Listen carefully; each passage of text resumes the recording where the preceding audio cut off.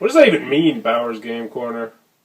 Ahoy there, YouTube! I'm back again today for another game review. And today I have another special Kickstarter review. Today for Island Dice. This will be on a Kickstarter near you very soon. It is for 2 to 4 players. Ages, let's say about 12 or 13 up. And it'll take you between 1 to 2 hours to play. And in Island Dice, you'll be rolling tons of dice. Moving big, nasty monsters around the board and roaming karma. Trying to get your explorers to different bases. All while trying to stay alive and not get robbed or killed by tribesmen. Sound intriguing? Let's open it up and see how it plays.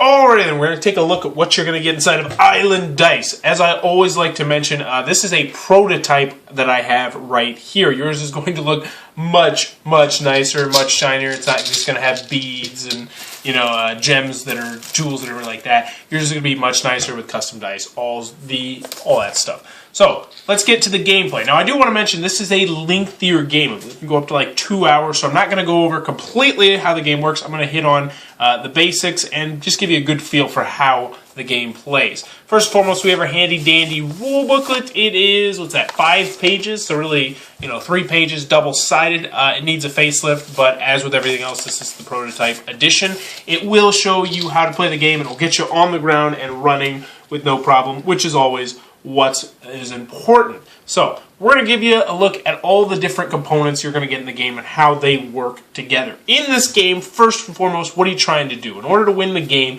you need to kill everyone else, or you need to have your guys, which you'll have various different colors, on each and every one of the bases around the board, and there are going to be 4 bases on the board. Now, these are the 4 bases, and these represent the tribes' bases, because there will be native tribes that will be wandering around trying to hurt you or rob you or help you or do various different things.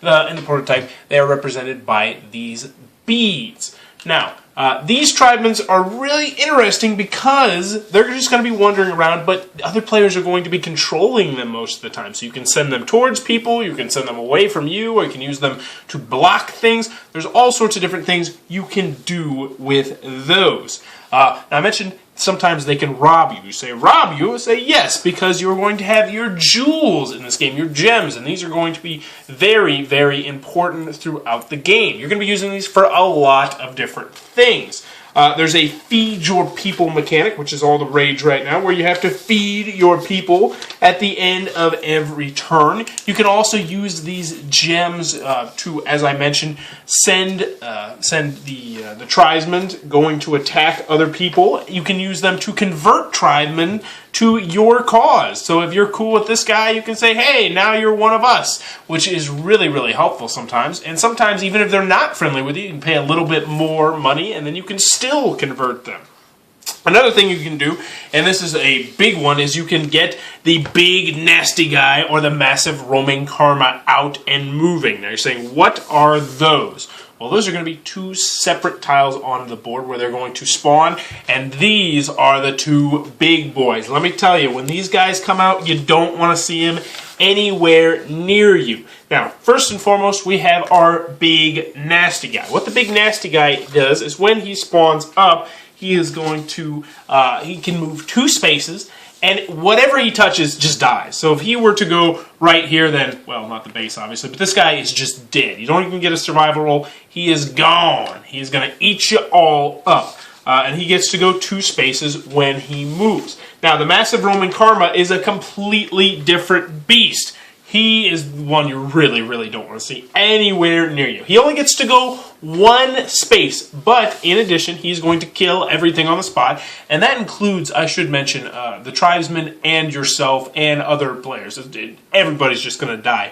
But he also has an area of effect thing, which means if you are anywhere around him on a square, well, then bad news, you're going to have to do a survival roll just to make sure that you can survive and live, which is a great segue into the dice, because the real start of this show is the dice. And as you can see, we got tons tons of dice down here. Now, on your turn, you are going to be rolling 6 dice.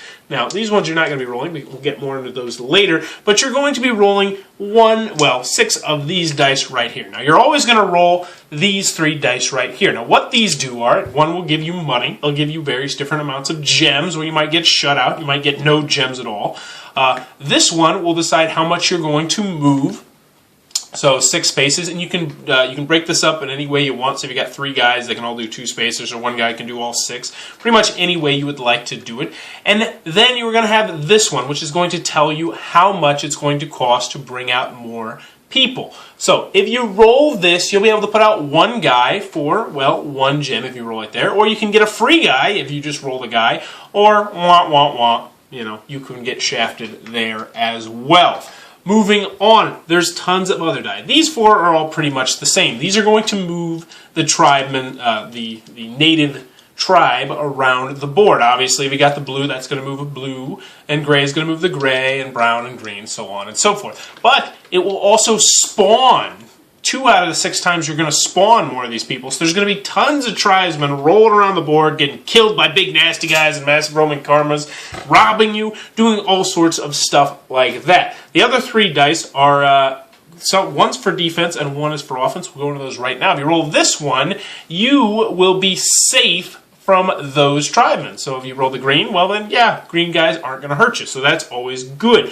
This blue one right here will hurt your opponents. If you do this, you pick out an opponent, and they are not allowed to go on whatever color you roll this turn. If they are already there, then they have to do a survival roll where they're either going to live or die, which is a great segue into this dice right here. You're going to have these live and die dice. These are essentially going to decide, because a lot of the times you're going to have to do survival rolls, whether you're going to live or whether you're going to die, and it's pretty cut and dry there. The last one is this purple die right here. Now, this is one of the more intriguing dies out there, because what can happen is you can pay 30 gems, which is a boatload of gems, to bring out the big nasty guy or the massive roaming karma. Or what you can also do instead is you can roll this die, and if you get the BNG or the MRK on there, you get to bring them out onto the board, or if they're already out there, you get to move them. The last one is you're going to notice that there's all 4 different colors. There's going to be a lot of survival rolls. So if you were to roll the blue, everyone that's on a blue has to do a live/die survival roll. It can get real hectic. You're going to be rolling a lot of survival dice. I forgot one more die. Ah, there it is. This is the kill die. This is actually probably my favorite die in the game. I love this concept for this die. It's essentially an assassination die. You can pick out 1 character, 1 player over there. So let's just say this guy's about to win. You roll this die. What's going to happen is you're either going to get 5 times out of 6, you're not going to get lucky. You're going to have to pay 3 coins, and you're just won. But if you get the kill symbol, you can kill him off. It's kind of like a sniper rifle, but granted, that doesn't fit the theme at all. But there's combat, there's robbery, which gets me down to the robbery. There's going to be times where you're going to run into the tribesmen, and they're going to try and rob you, and this is the robbery dice. You'll roll that, and it goes between 1 and 3, I believe. And they're going to steal your precious gems. But anywho, you are going to be taking turns. 2 to 4 players are going to be trying to get all of your characters onto the various different things, onto the various different bases to win the game. Either that, or you're going to try and move the big nasty guy, the massive roaming karma, and manipulate these guys to kill all of your opponents. Now that, in a very loose nutshell, is how Island Dice works. Alrighty then, Island Dice. What are my final thoughts? Let's go over the pros. Let's go over the cons. First, on the cons side, the game's not going to be for everybody for a couple different reasons. It is 2 to 4 players, so obviously if you got a bigger game group, it is not going to be for you. Also, it is primarily just chucking dice. There is a lot of luck in this game. Who gets to move the big nasty guy? How much gems did I get? How do I get to make a dude for free, or do I not get to make one at all? I mean, there's a lot of various different things that if you're just not into luck-driven games, you're probably going to want to steer clear, because there is tons of luck in this game. Granted, there is still quite a bit of strategy as well. Another thing you might not like is the game can really drag on. It says 2 hours, but I mean, when you get set back, things can happen. Like once the big nasty guy comes out and the karma comes out, everybody can just get wiped. You know, you can get half your guys wiped just like that. And if that happens, well, then you're going to get set back and the game is going to get extended. If it happens to everybody, then it'll get extended even more. And, you know, that would be definitely unfortunate because it can prolong the game longer than you might like it to be.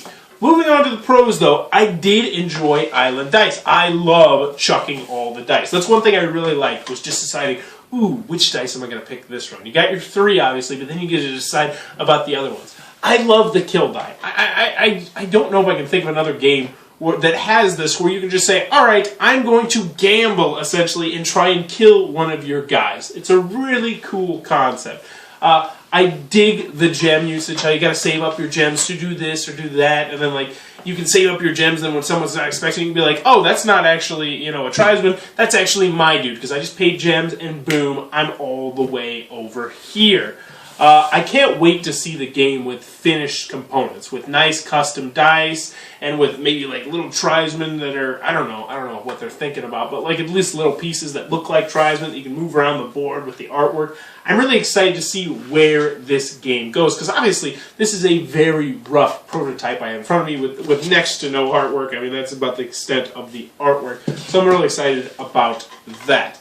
Really did enjoy Island Dice. If you like chucking dice, but you want a little bit more strategy, definitely be sure to check out Island Dice. Check it out on the Kickstarter link below. Tell them Bowers Game Corner sent you. If you enjoyed this review, please be sure to subscribe to my channel. Thanks for your time, YouTube. That was the review for Island Dice. For more reviews and previews, check back at Bowers Game Corner.